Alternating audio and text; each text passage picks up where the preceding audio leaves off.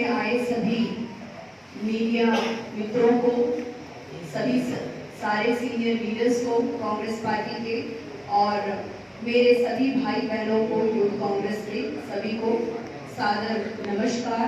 और आप सभी लोगों का इस प्रेस कॉन्फ्रेंस में मैं अभिनंदन करती हूँ, स्वागत करती हूँ।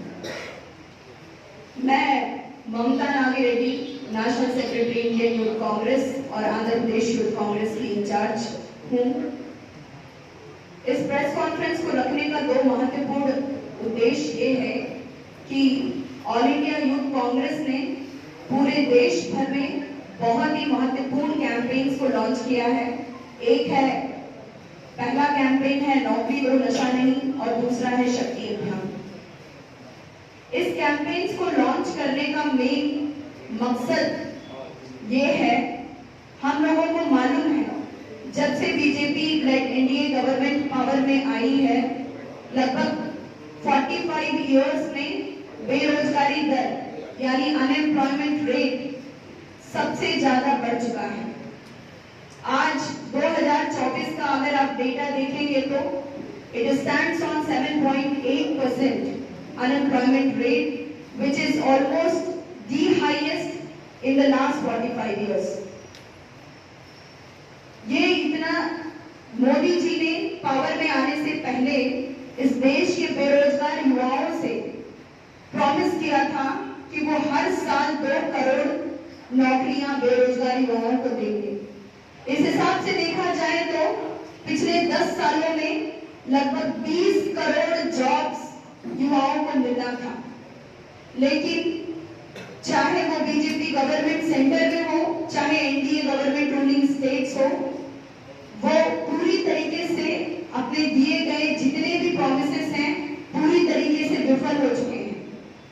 उन्होंने डिमोनेटाइजेशन 2016 में लेकर आए।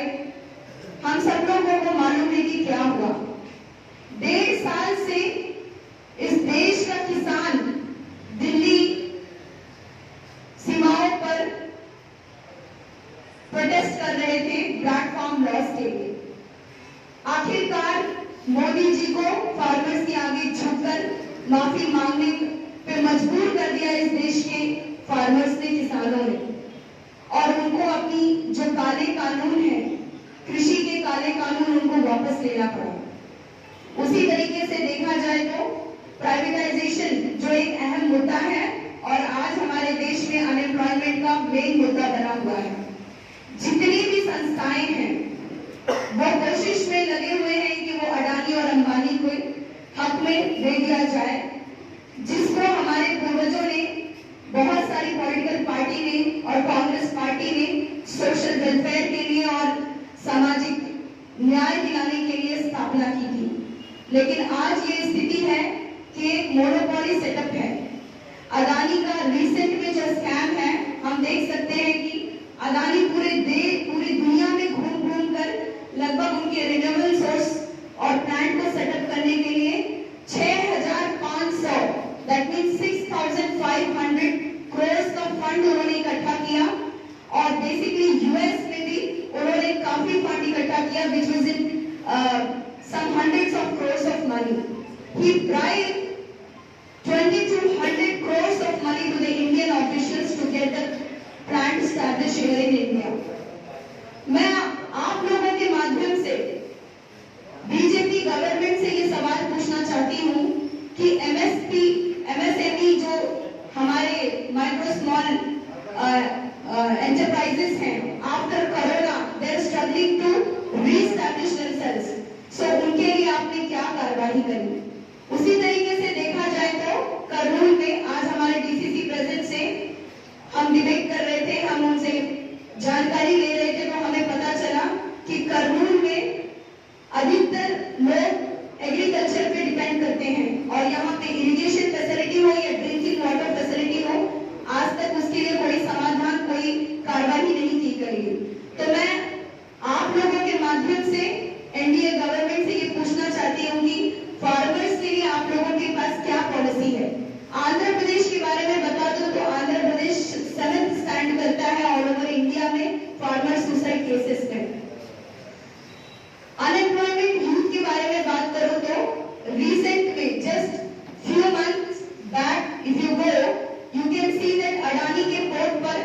लगभग 3,200 that means 3,200 kgs of drugs were found and seized by the Indian administration. मैं आप लोगों से बोलना चाहती हूँ कि बीजेपी गवर्नमेंट दावा करती है कि गुजरात एक ड्राई स्टेट है, तो ये जो ड्रग्स का माफिया है, ये ड्रग्स आखिर कहाँ भेजा जा रहा है? ये सिर्फ और सिर्फ युवाओं को गुमराह करने के लिए, उनको मिसगाइड करने के लिए किया जा रहा है, ताकि वो अपने हक की जो आवाज है वो उठा ना सके। आज का युवा, आज का भारतीय युवा जो है पढ़ा लिखा है, होशियार है, प्रॉपर एजुकेटेड है, उनके पास प्रॉपर स्किल सेट है, लेकिन उसके बावजूद उनको बेरोजगारी के अंधकार में ढकेल दिया गया इस बीजेपी गवर्नमेंट से। They are directed and misleaded towards communal violence. Hindu और मुस्लिम हिंदुत्व का नारा लगाते हैं बीजेपी खुलेआम। मैं उनको आप लोगों के माध्यम से यह भी कह देना चाहती हूँ कि हमारा देश, we are proud to be a democratic country, the largest democratic country in this entire world. तो आपकी जितनी भी नीतियां हैं वो सब विफल करने के लिए इंडियन यूथ कांग्रेस पूरे जोरों से फाइट करेगी, चाहे वो हमको